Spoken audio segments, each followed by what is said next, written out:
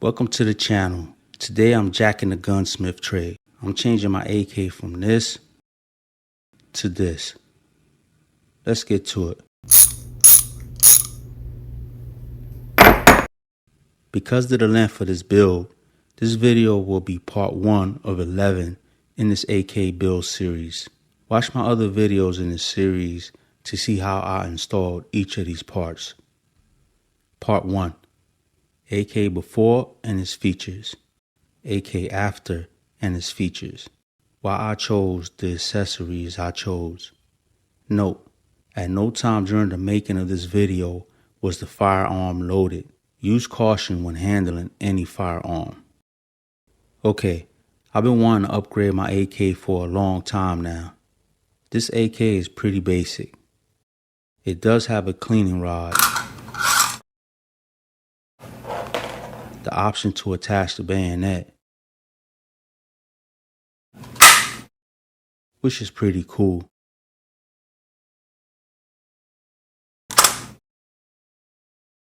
It does have a folding stock to make it more compact.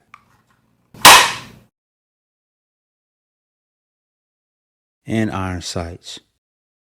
There's nowhere to put attachments on this rifle. Not on the handguard, on the top cover, even on the stock. Nowhere. A sling is the only thing you can put on this. And that's it. No bueno, my friends. The way it is now, it weighs a little over 8 pounds with a full clip. I want to make this more of a patrol, scout, hunting situation rifle. An almost all-around situation rifle. So here's what I came up with.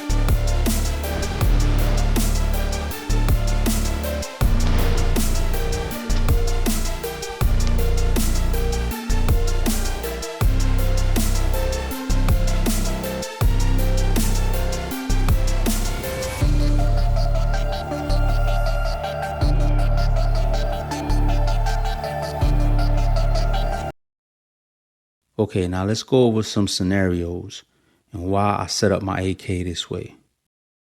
Before I do, you need to understand, I customize my AK for my needs, my preference, my body type, which is what you have to do for your build.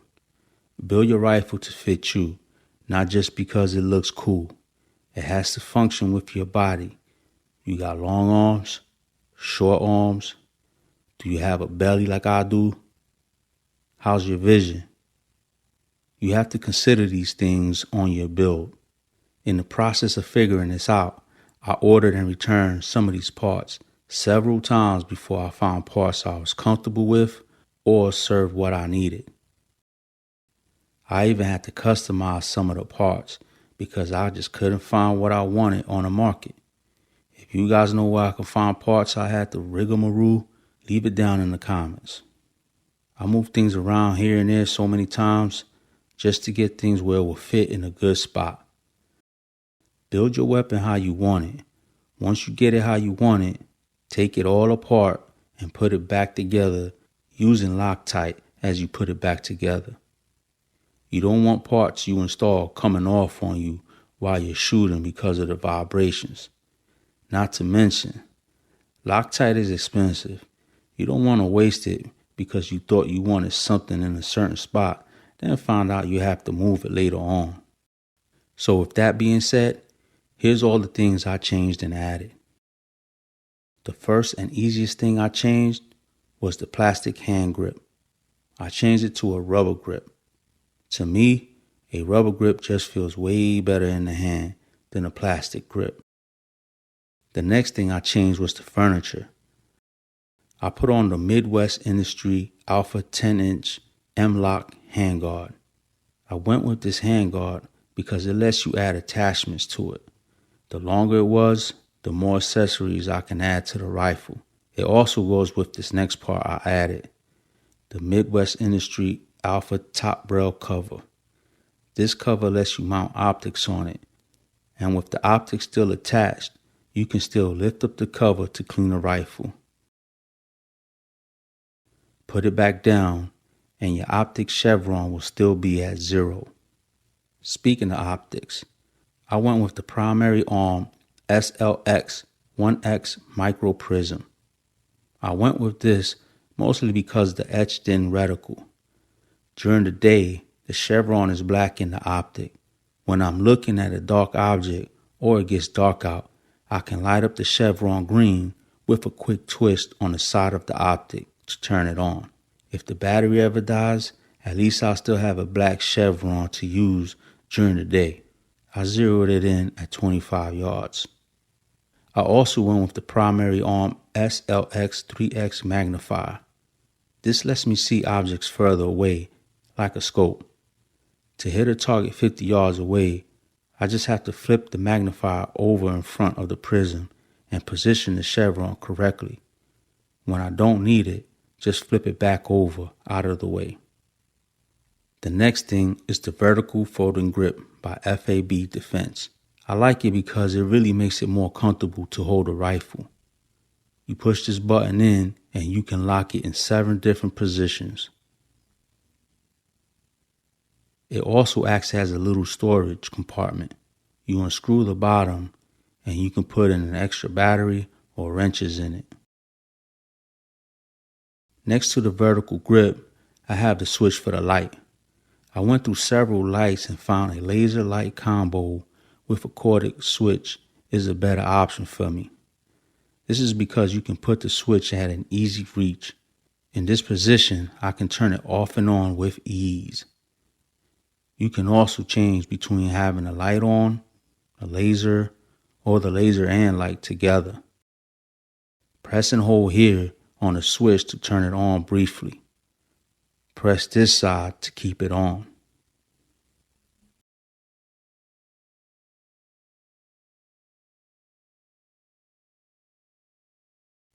Next is the Bipod. It has a quick release,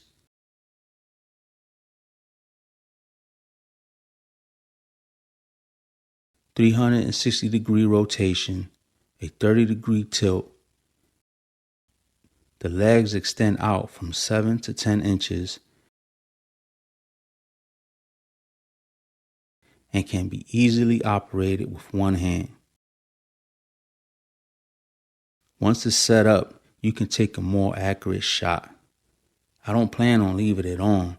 I prefer keeping it in a tactical vest and quickly attach it when I need it. Now, the stock. The stock is also from F.A.B. Defense. It's shock absorbing, adjustable, and is a folding stock. It has a recoil tube to absorb the recoil. It can be extended in and out to fit your arm length. It has a storage compartment, a spot to attach the sling, and an adjustable cheek rest that I still had to modify to fit my needs. I added a sling quick connect and repositioned the cheek rest. Watch the stock install video in this series to see exactly how I did these mods. And finally, I added a sling. If you have to patrol, scout, or hunt, you're gonna be carrying your rifle for a while. And trust me, the rifle is only gonna get heavier and heavier. You're gonna need a sling to carry the weight. A sling will also free up your hands when you need it. This sling is by M-LOK Tactical. It has an elastic strap and adjustable pull strap to make the sling shorter or longer with a quick pull. And a D-ring right here that I use to make this a 1-point sling. It has heavy-duty metal hooks on the ends that I attached push-button quick disconnects to them. The quick push button connects was bought separately. I attached the receiving end of the quick connects to 3 points on the rifle. In the front, in the middle, and in the back. 2 of those points I had to customize just so I could make this a more efficient 1 or 2 point sling. Watch the sling install video in this series to see how I installed them. With this setup and the help of the quick push button connect/disconnect, I can easily make this a 1 point sling,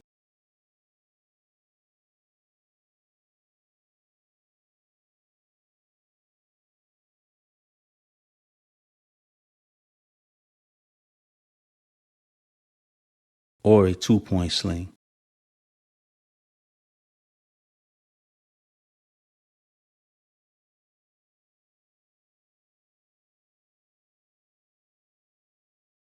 The elastic on a sling can help absorb the up and down movement of walking. If I see something, I can quickly raise my rifle, lay my cheek on the cheek rest, and can clearly look through my optic. My eye relief will be exactly where it needs to be because the stock and the cheek rest was adjusted to fit me. Now say you're in scout mode and you have to go in a building. You don't know what to expect. Reposition your sling to a 1 point and fold your stock to give you that little extra mobility.